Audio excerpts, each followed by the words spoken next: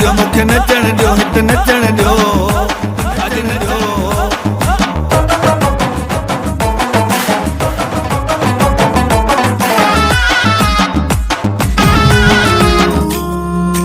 हाणे को भी ना जो बहारूं खसे घोट तुंहिंजे तंबूरे जूं तारूं खसे कोई ओठी उठन जूं महारूं खसे मंज़िल इश्क मजनू खां छिरके पई सिंध मुरके पई सिंध मुरके पई।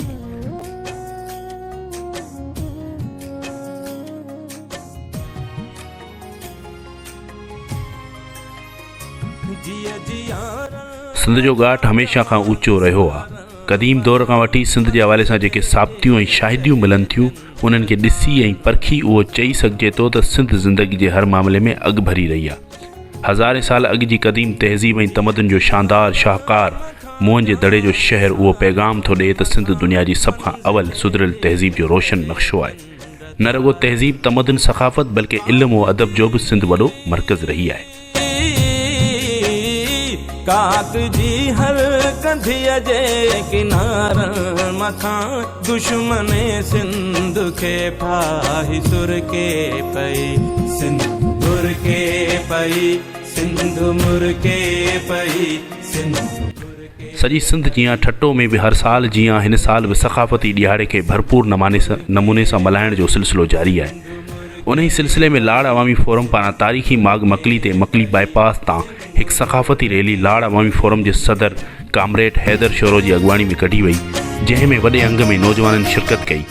नौजवाननि सिंधी टोपियूं पटका ॿधी अजरकनि जा झंडा हथनि में खणी क़ौमी गीतनि ते भरपूर रक़्स करे सिंधी सक़ाफ़त खे उजागर कयो।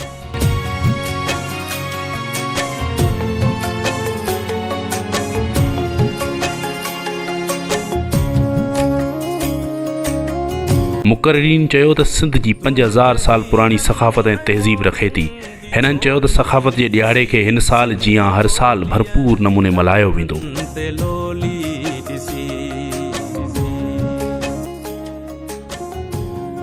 रैली मकली जे माग खां थींदी ठट्टो प्रेस क्लब ते इख़्तिताम थी, जिते नौजवाननि क़ौमी गीतनि ते रक़्स कयो।